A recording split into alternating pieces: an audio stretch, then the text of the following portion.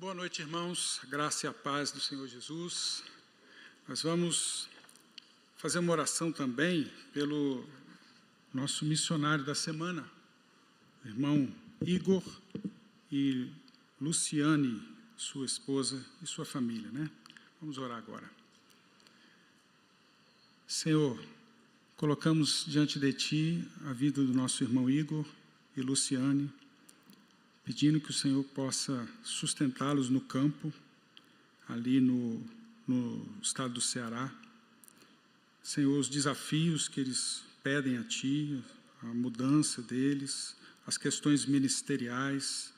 Senhor, toda a atuação deles ali no ensino e no testemunho da Tua palavra, nós pedimos por eles, alcança-os onde estiverem e fortalece os seus corações para estarem servindo ao Senhor com alegria e perseverança. É o que pedimos, Pai, em nome de Jesus. Amém. Amém.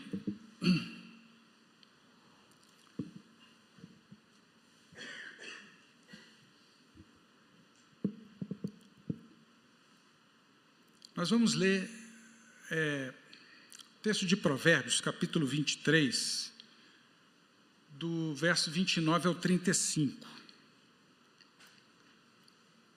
Eu peço que você deixe sua Bíblia aberta para ir acompanhando. Nós vamos discorrer versículo por versículo, do 29 ao 35.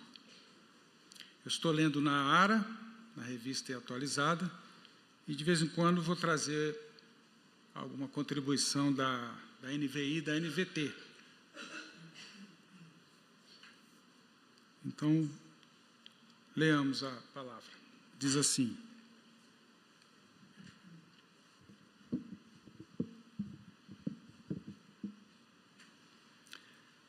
para quem são os ais? Para quem os pesares? Para quem as rixas? Para quem as queixas? Para quem as feridas sem causa? Para quem os olhos vermelhos? Para os que se demoram em beber vinho, para os que andam buscando bebida misturada. Não olhes para o vinho quando se mostra vermelho, quando resplandece no copo e se escoa suavemente, pois ao cabo morderá como a cobra e picará como o basilisco. Os teus olhos verão coisas esquisitas, e o teu coração falará perversidades. Serás como o que se deita no meio do mar e como o que se deita no alto do mastro. E dirás: espancaram-me e não me doeu, bateram-me e não senti. Quando despertarei? Então tornarei a beber. Nós estamos continuando uma série chamada Lidando com os Conflitos da Vida. Essa série teve início em janeiro, depois continuou uma parte em julho e retomamos agora, então, em dezembro. Esse é o 8º tema dessa série. Nós já vimos lidando com a ira, lidando com a mágoa e a amargura, com a ansiedade, lidando com a culpa, com o medo, com a vergonha, com a frustração e agora lidando com os vícios escravizantes. Esse é o nosso tema, lidando com os vícios escravizantes. Antes de iniciar, algumas coisas precisam ser ditas sobre esse tema. Em primeiro lugar, reconhecemos quão complexo e quão delicado é esse tema, e nós não queremos tratá-lo de forma leviana, mas vamos tratá-lo de forma genérica aqui, sabendo que há situações que elas não são simples. Mesmo assim, ao tratá-lo de forma geral, nós vamos ver que, independente do vício, há muitos pontos que se repetem nessa questão. Em segundo lugar, nós não vamos abordar esse tema numa postura de superioridade. Pelo contrário, nós estamos cientes que dependemos da graça e da misericórdia de Deus, e isso vale para todos os temas dessa série. E se você que está me ouvindo, ou vai me ouvir na gravação, se encontra nessa situação de vício escravizante, procure um pastor experiente, procure um conselheiro bíblico experiente e peça ajuda. Nós vamos falar sobre várias coisas aqui, mas desde já eu deixo essa palavra, se você está nessa situação. Dito isso, precisamos definir o que é vício segundo as lentes bíblicas. O conselheiro Mark Shaw, da ABCB, ele define vício da seguinte forma: vícios são pensamentos, palavras e ações persistentes e habituais associadas à busca excessiva pelo prazer, conhecidas pelo usuário como nocivas e pecaminosas, sendo uma escolha deliberada de desobedecer a Deus, mesmo que as pessoas não reconheçam isso.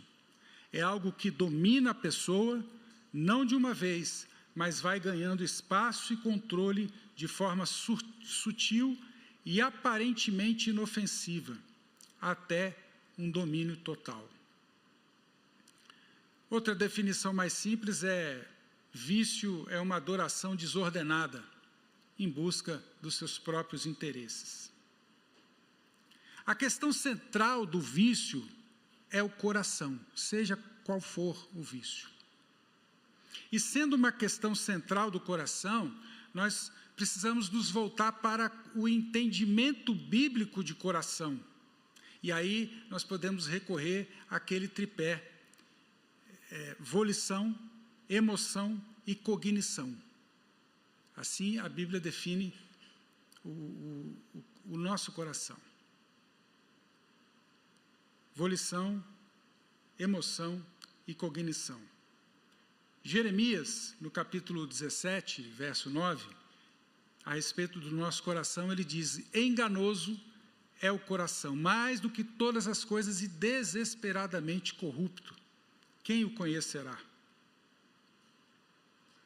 É no coração que estão as vontades, os desejos, as motivações, as crenças, os sentimentos, os afetos, as cobiças, os pensamentos, os raciocínios. Esse é o entendimento global, bíblico, do que é coração. Em Marcos 7, 21, Jesus disse: pois é de dentro do coração dos homens que procedem os maus pensamentos, as imoralidades sexuais, os furtos, os homicídios, os adultérios, as ambições desmedidas, as maldades, o engano, a devassidão, a inveja, a difamação, a arrogância e a insensatez. À luz desse texto de Marcos, nós vemos que o problema do coração humano pode ser traduzido como aquilo que a pessoa adora, aquilo que a pessoa valoriza, aquilo pelo qual ela vive. Então, biblicamente, analisando tudo isso, nós estamos falando de um ídolo. O vício pode ser compreendido como um ídolo, um Deus, com D minúsculo. E esse Deus, ele quer exclusividade. Mas, como é uma mentira, visto que é um ídolo, ele nunca entrega o que promete, ele sempre vem camuflado como uma armadilha. Mas o que pode levar uma pessoa ao vício? Esse texto de Provérbios que nós lemos, ele trata da questão do álcool, mas ele pode ser aplicado a qualquer substância, a pornografia, a trabalho, a produtividade, sexo, alimento, esportes, apostas, compras, TV, smartphone, Qualquer uma dessas coisas pode se tornar um vício na vida de alguém a partir do momento que começa a dominá-la. E todos estão sujeitos. Por isso Paulo diz em 1 Coríntios 10, 12, aquele, pois, que pensa estar em pé, veja que não caia. Esse texto de Provérbios,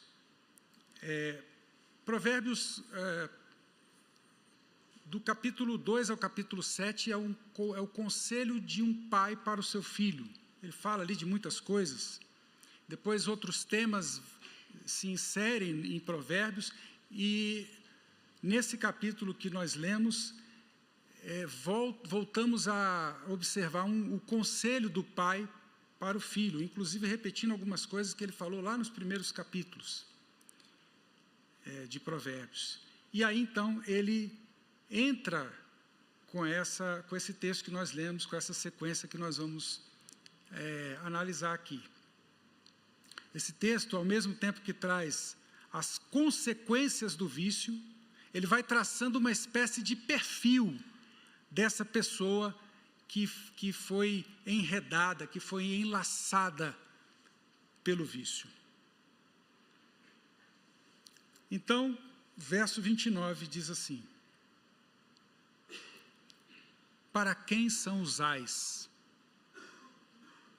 Quando nós olhamos alguns textos da palavra, como Amós capítulo 5, Apocalipse capítulo 18, Lucas tem uma sequência de ais, são 9 declarações de Jesus com essa expressão dos ais. Quando nós observamos isso, e principalmente Mateus capítulo 23, que tem também uma sequência de 8 ais, quando nós observamos essa expressão, nós vemos que o ai, ele é uma expressão que vai além do sofrimento, ela é uma expressão de juízo. Em Mateus capítulo 23, nessa sequência de ais, Jesus abre a sequência dizendo assim: ai de vós, escribas e fariseus hipócritas, porque fechais o reino de Deus diante dos homens, pois vós não entrais, nem deixais entrar os que estão entrando. Então, essa pergunta de Provérbios, para quem são os ais, é o mesmo que dizer para quem são os juízos de Deus. Então, ao nos depararmos já com essa introdução, nós já lembramos daquilo que o nosso Salvador pode fazer por nós e por todos aqueles que se encontram numa situação de vício. João 5,14 diz assim: aquele que ouve a minha palavra e crê naquele que me enviou tem a vida eterna e não entra em juízo, mas passou da morte para a vida. Em Jesus nós somos justificados para livramento do juízo. Nós estamos justificados em Cristo e já escapamos dessa consequência nefasta que Provérbios nos fala aqui para essa pessoa que está presa, está no cativeiro do vício. Então, desde já, eu já te encorajo, te desafio a olhar para as Escrituras e entregar sua vida a Jesus, porque Ele é o único que pode te tirar do vício e, consequentemente, do juízo que está destinado a quem está nessa situação. Apocalipse, quando vai falar da lista das pessoas que não vão entrar no reino de Deus, ele fala, inclusive, isso é curioso, porque dentre as várias questões ali, ele fala dos mentirosos, dos adúlteros, e ele fala dos feiticeiros. E feiticeiro, no grego, é uma palavra fármaco, que quando vai ser analisada, é algo que tem a ver com substâncias que eram usadas na antiguidade, porções, né, que as pessoas faziam. e que é deliberadamente condenado lá em Apocalipse. Essas pessoas não entrarão no reino dos céus. Existe um juízo, mas existe um escape. E Jesus é esse escape. O verso 29 continua, dizendo, para quem são os pesares?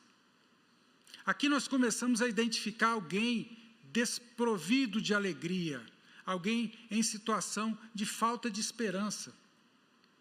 Os pesares, eles são próprios para as pessoas que estão de luto. Já reparou? É aquela tristeza profunda, inconsolável. A etimologia da palavra pesar é estar desgostoso. Perceba que o vício, ele traz uma culpa que esmaga a pessoa. É esse sentimento que a pessoa tem e, ao mesmo tempo, ela se sente incapaz, ela não consegue fazer nada. Mas é uma culpa que, quando ela está no ciclo do vício, é só uma culpa. E ela não sai daquilo, ela não consegue libertação. Mas a palavra fala de um libertador. Desde o Antigo Testamento. Fala daquele que pode dar alegria também. Neemias 8:10 diz assim, não vos entristeçais, porque a alegria do Senhor é a nossa força. Jesus é essa alegria, capaz de combater esse estado de tristeza profunda, de desilusão, de paralisia, quando a pessoa está nesse pesar. Essa força que não é encontrada por aquele que está viciado, é a força concedida por Jesus. O Senhor quer nos ensinar, e a todos que passam por essa situação de vício escravizador, o que o profeta Abacuque disse. Ainda que a figueira não floresça, ainda que não haja fruto na vide, e o produto da oliveira minta, que os campos não produzam, e as ovelhas sejam arrebatadas do aprisco, e nos currais não haja gado, todavia, eu me alegro no Senhor e exulto no Deus da minha salvação. É o estado de alguém que olha para a circunstância, não vê saída, mas ele confia no Senhor. Você que está passando por isso, confie no Senhor. É o Senhor que pode reverter esse quadro, mudar a sua sorte e trazer nova perspectiva de vida, liberto daquilo que escraviza, do vício escravizante. Essa esperança e alegria que nos mantém firmes é aquilo que vem das fiéis promessas de Jesus. E se você precisa de esperança, veja o que Tito diz no capítulo 3, verso 7. Nós somos justificados pela graça para sermos herdeiros segundo a esperança da vida eterna.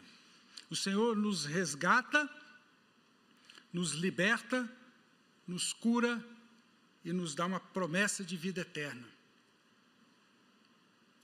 Isso é melhor do que tudo.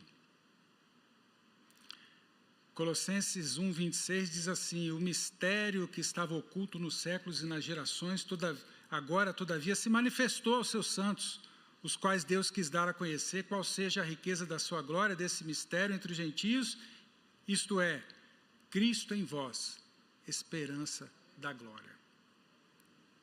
Se apegue a isso. Se você está nessa situação. O verso 29 segue dizendo, para quem as rixas?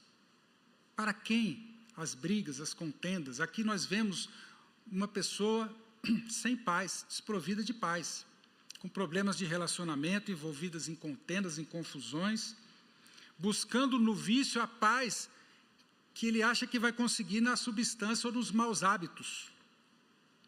Mas ele não vai conseguir isso, porque Jesus é o príncipe da paz. Jesus disse que nos daria uma paz que o mundo não dá.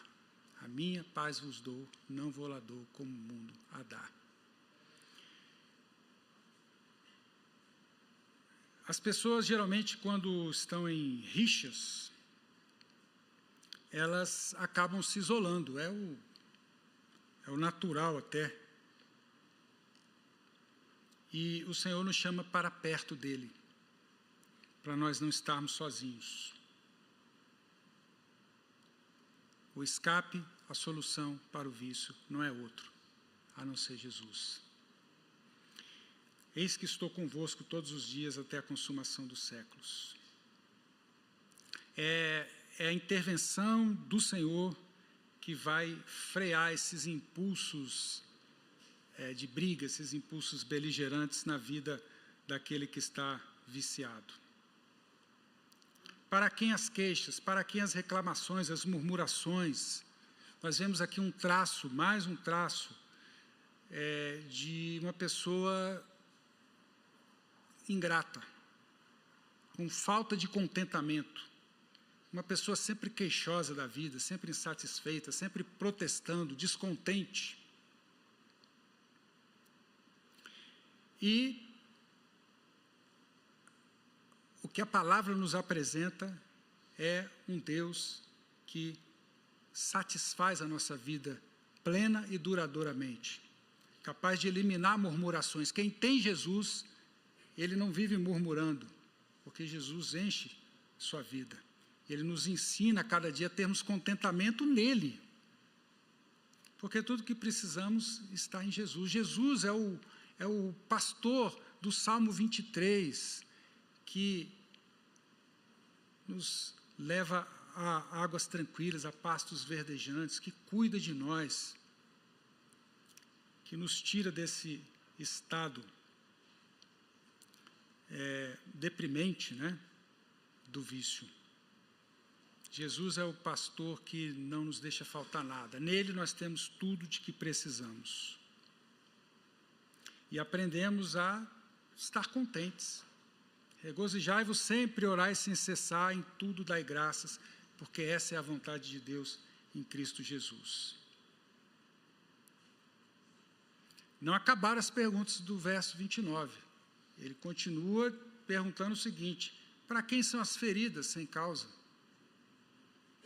Aqui nós podemos entender tanto as feridas físicas como as emocionais. As pessoas que estão nesse estado, elas ferem a pessoa amada do lado dela, fere a ela mesma, fere os mandamentos de Deus. Ela é incapaz de obedecer o primeiro mandamento e, em consequência, os demais, os mandamentos tratam dessa nossa relação com Deus e com o próximo, mas o vício, pelo seu egoísmo, pelo caráter egoísta dele, ele impede a pessoa de fazer isso. Mas em Cristo, nós somos poupados da ferida sem causa. E quando elas já vieram, é Cristo quem vai poder curar e tratar, da mesma forma como aquele homem, o bom samaritano, né, que estava ali e viu uma pessoa ferida na estrada, e ele foi lá, se comprometeu com ela, cuidou das suas feridas. Assim Jesus faz com aqueles que ele encontra nesse estado. Jesus também faz como aquele pastor da parábola contada por ele também, que achou a ovelha perdida, e foi lá, colocou nos seus ombros e trouxe para casa. Cuidou. Nós e você que está passando por essa situação não precisa das feridas sem causa, das feridas injustificadas, das feridas que são evitáveis. O Senhor está indo ao seu encontro para te resgatar. Creia nisso. Nós somos poupados por esse Jesus maravilhoso. Mas quem está na condição de vício precisa lutar.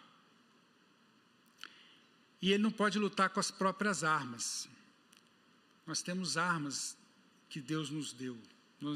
Deus nos deu estratégias e recursos para nós lutarmos. Se nós lutarmos com as nossas estratégias, sem Deus, de nada vale. Nós recebemos, por exemplo, do Senhor, aquilo que está descrito lá em Efésios 6:13, a chamada armadura de Deus, que nos protege do dia mau, do dia da tentação, daquele dia que vem para nos alcançar. Você está revestido da armadura de Deus, então você pode resistir no dia mau.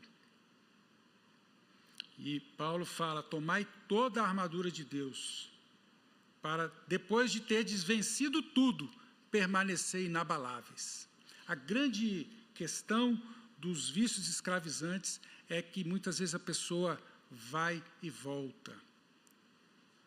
Mas o Senhor, Ele tem uma bênção, uma cura, uma libertação definitiva, para permanecerdes inabaláveis.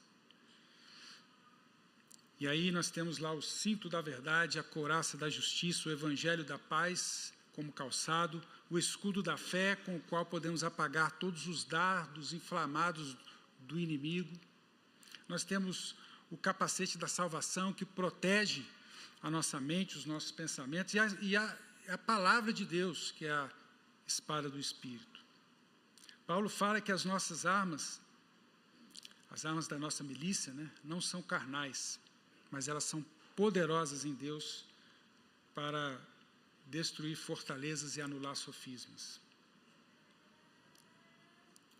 E a última pergunta do verso 29 é: de quem são os olhos vermelhos? Essa expressão, essa pergunta, ela sugere uma pessoa com um olhar anestesiado, um olhar distante, sem foco.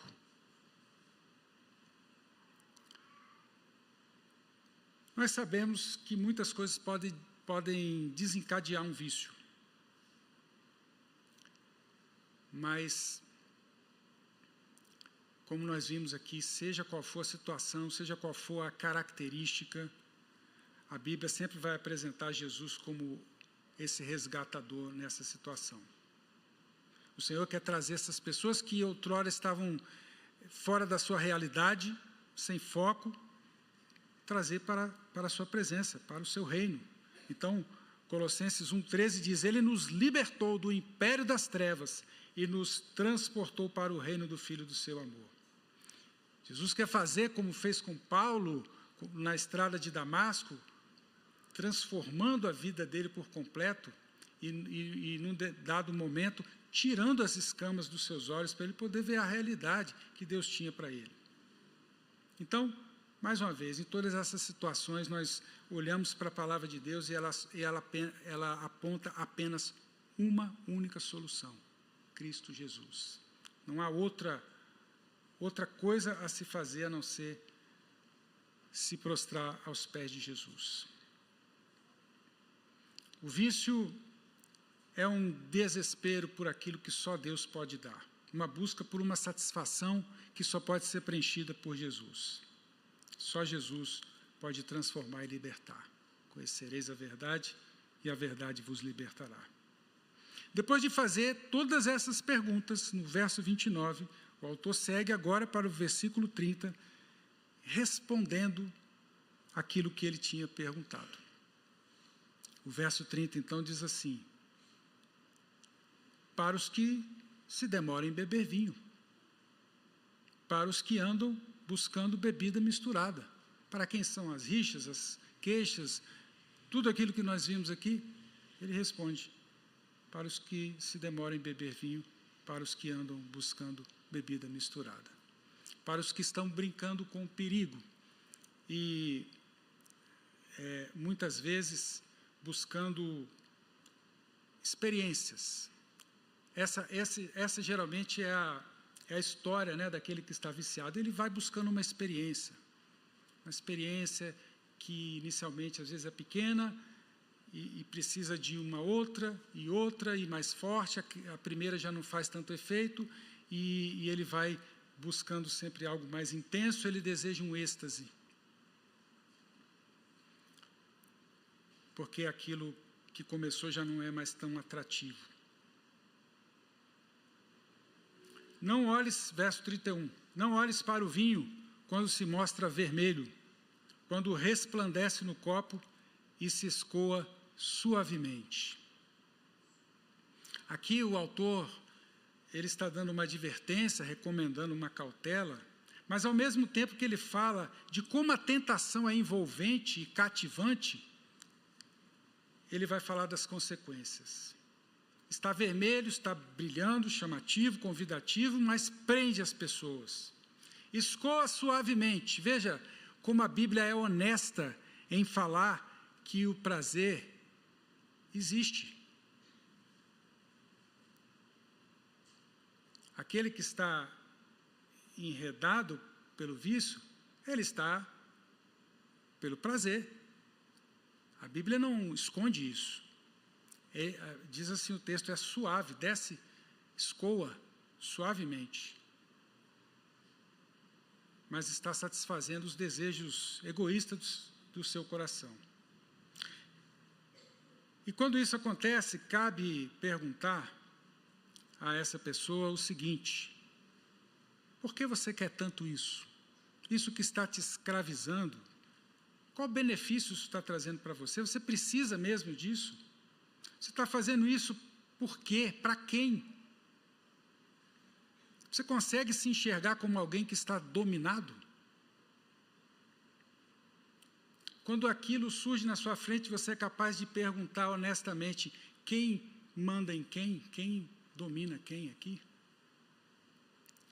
É muito comum as pessoas racionalizarem dizendo assim: mas é só essa vez, eu consigo parar a hora que eu quero, isso não me faz mal.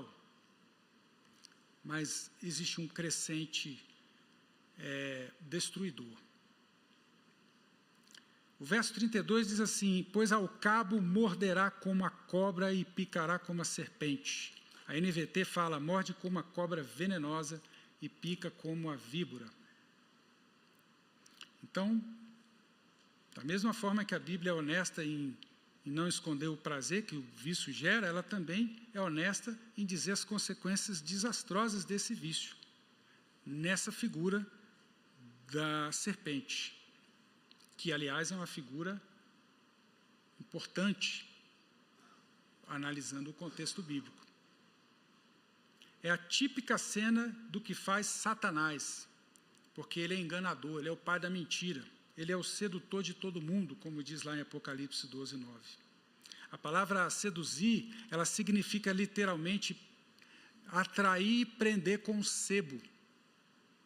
É uma forma de atrair para enganar e deixar a pessoa embaraçada. É preciso atentar e reconhecer que vício e mentira costumam andar associados. Lembremos do que Paulo diz lá em 1 Coríntios 6, 12. Todas as coisas me são lícitas, mas nem todas me convêm. Todas as coisas me são lícitas, mas eu não me deixarei dominar por nenhuma delas. A questão do vício tem essa palavra também como algo central, que é o domínio. Verso 33. Os teus olhos verão coisas esquisitas, e o teu coração falará perversidades.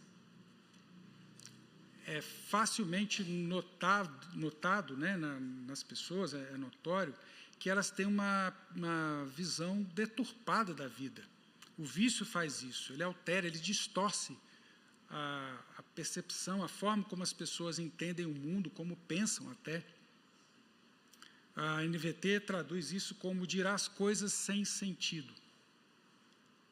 O verso 34, ele traz uma figura aqui gráfica, para mostrar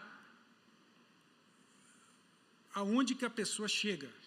Ele diz assim, versículo 34 e 35.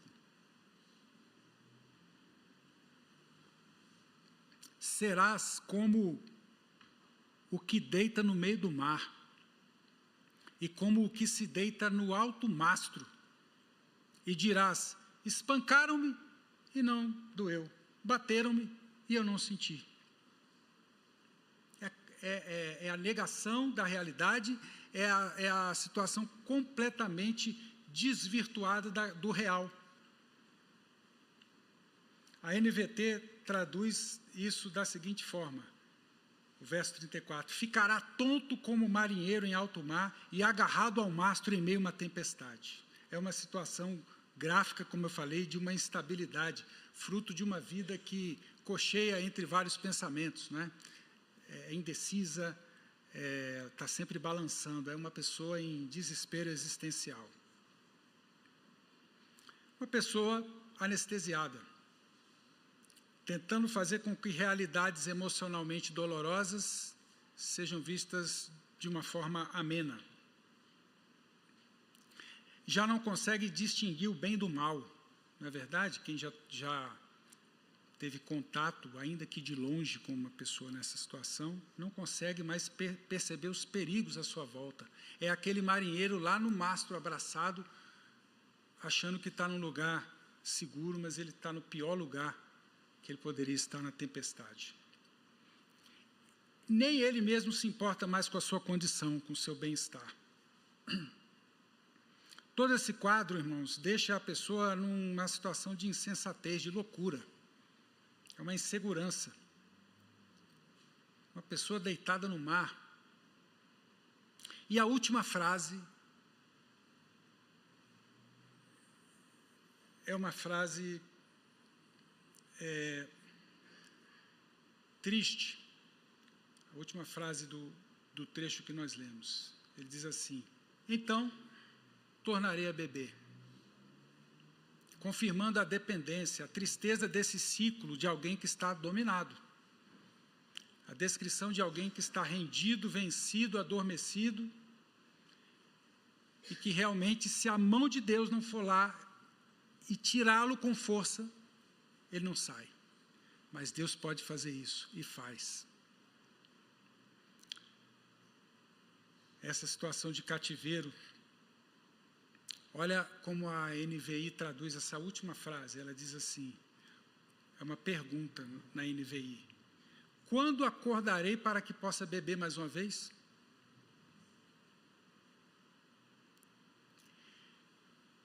Ainda assim, irmãos, é preciso compreender que aquele que está nesse comportamento viciante, ele é moralmente responsável. Mesmo que ele esteja fazendo tudo de forma irrefletida, com esses olhos vermelhos, distantes, anestesiados, ele é moralmente responsável. E a Bíblia o responsabiliza. Deus o responsabiliza. É interessante entender algumas dinâmicas que existem nessa situação, dinâmicas duplas, né? Uma é o duplo prejuízo ligado à consequência, outra é um duplo impacto espiritual e uma dupla natureza relacionada a como Deus enxerga o viciado. Há uma consequência que é prejudicial à própria pessoa e aos outros, principalmente aqueles que mais amam. Então existe essa dinâmica, ele prejudica a si, mas prejudica os outros também. Existe um impacto espiritual, que de certa forma já falamos, ele afeta o seu relacionamento com Deus, mas ele também afeta o seu relacionamento e a sua comunhão com o próximo. O vício impede de cumprir os mandamentos de Deus, como falamos. E há também uma dupla natureza, que é a seguinte: existe uma natureza de rebeldia no vício, por um lado. As pessoas ficam ousadas, revoltadas, questionadoras, acusam Deus, Deus não é bom, Deus não é justo. Mas há também uma natureza escravizadora no vício, que torna a pessoa incapaz, presa. É o que alguns autores chamam de escravidão não intencional. A pessoa não consegue sair. Por um lado, ela está toda rebelde, toda revoltada. Por outro lado, ela é pequena, ela é impotente. Então, Deus enxerga o viciado tanto como um rebelde deliberado, que está debaixo da ira de Deus, como um escravo não intencional, alvo da compaixão do Senhor. E essa pessoa, ela precisa se voltar para Cristo em fé, para que, graciosamente, ela possa ser regenerada, justificada, perdoada e entrar num processo de santificação progressiva. E o Evangelho é que vai fazer isso, vai destruir essas fortalezas, essas mentiras que o vício implementou na mente da pessoa. Tudo isso tem uma raiz espiritual. Mas, como vimos, há uma esperança. Há uma esperança. As substâncias ou situações que desencadeiam o vício, que são ídolos, que trabalham a partir das nossas fraquezas, egoísmo, do nosso pecado, eles estão competindo pela nossa afeição.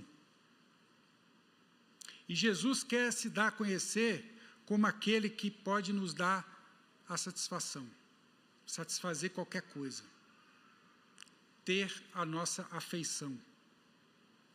É em Jesus que temos essa real satisfação. Já falamos que nós não queremos apresentar uma solução simplista.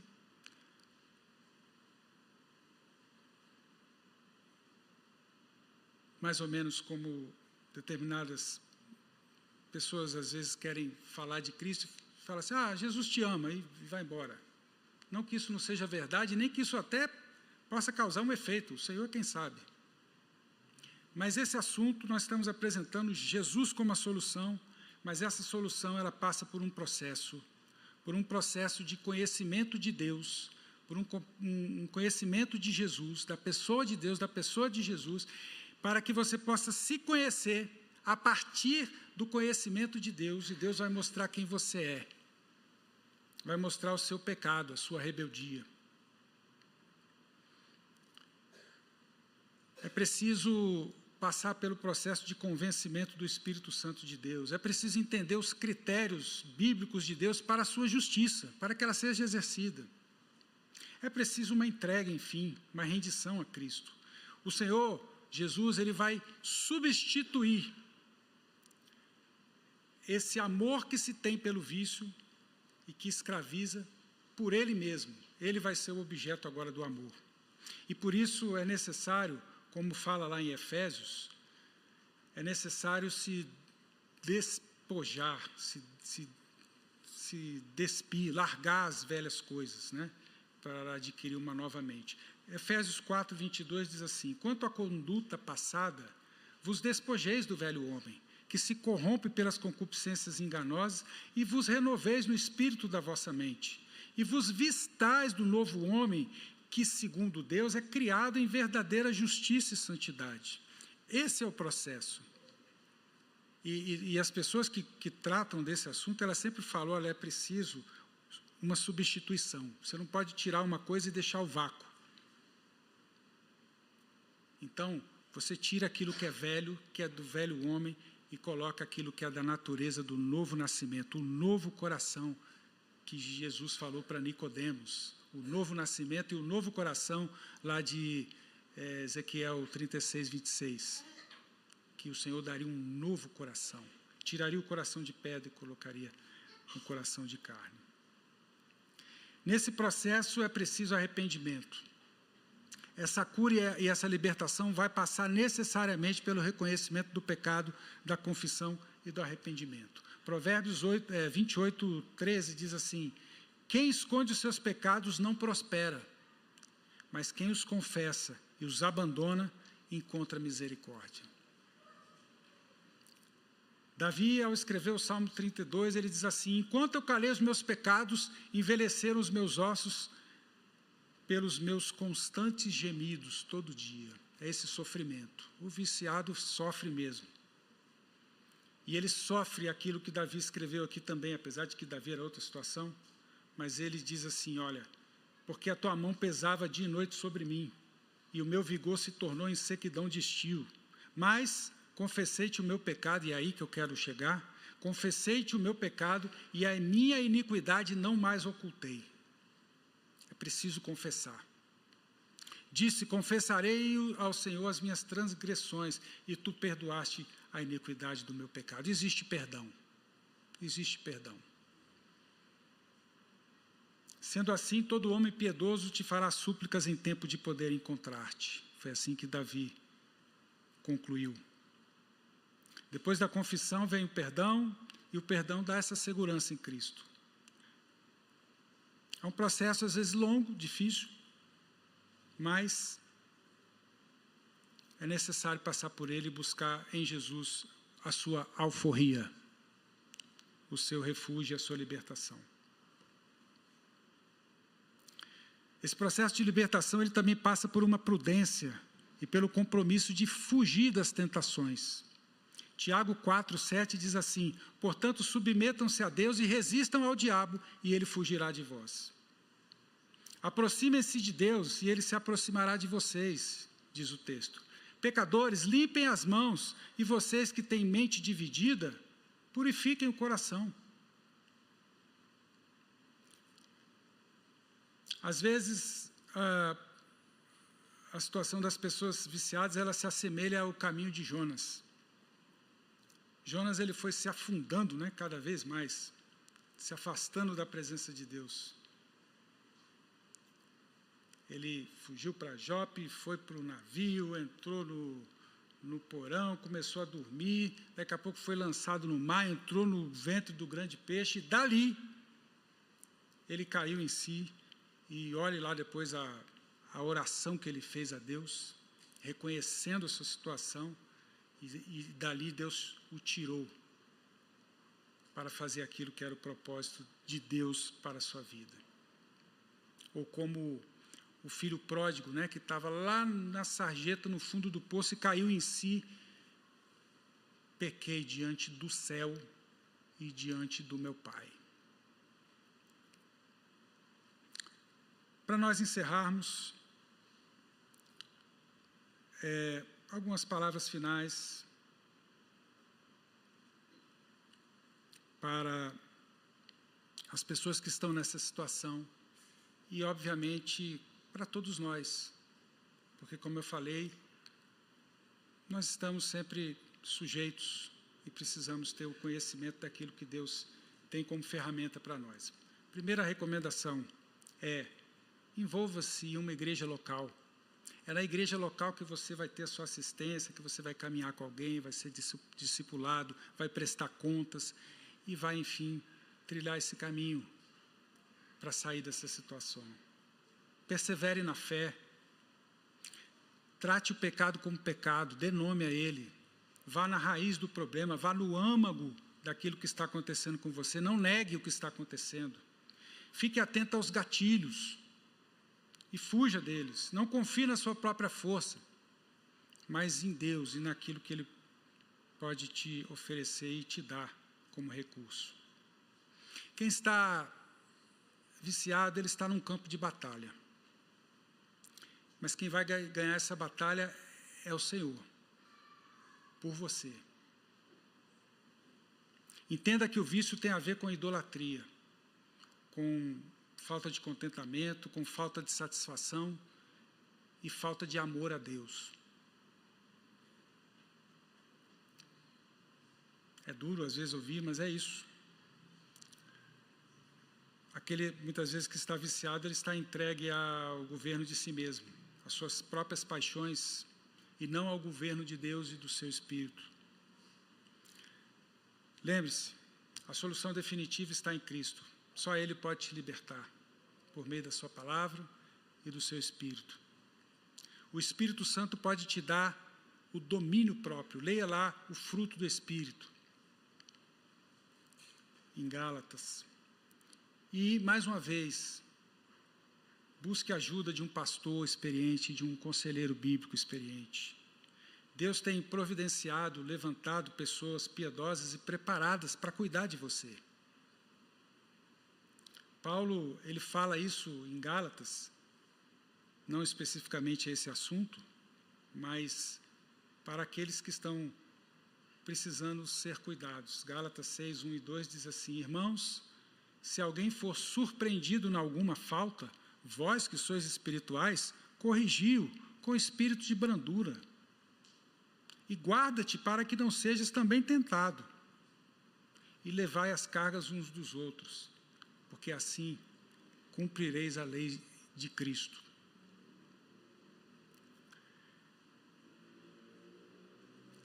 Olhe para Jesus como esse que pode te ajudar nessa caminhada. O tema de vícios escravizantes é um tema delicado, como falamos, mas nós podemos olhar para Cristo e ver que há uma esperança e uma libertação sólida que vai tirar a pessoa definitivamente dessa situação. Que assim seja com você que está me ouvindo e que porventura está nessa situação. Que Deus nos abençoe. Vamos orar.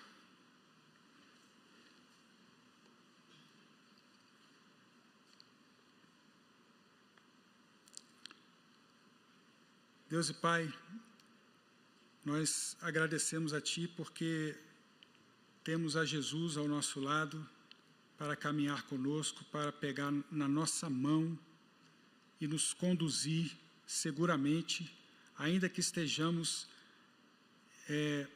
rodeados de tentações, de questões que nos chamam ao pecado, mas nós temos o Senhor que nos conduz, nos livra e é o nosso anteparo para que tenhamos livramento. Obrigado, Senhor, porque o Senhor é aquele que nos livra do juízo, nos livra das murmurações, das queixas, e porque em Cristo nós podemos ter a real satisfação, o real e total contentamento.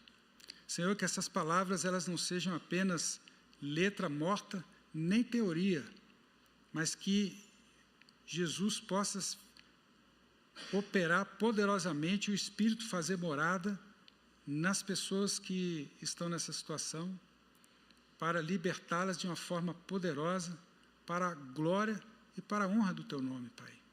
Faz isso, Senhor. Esse é o nosso pedido, nossa oração, em nome de Jesus. Amém.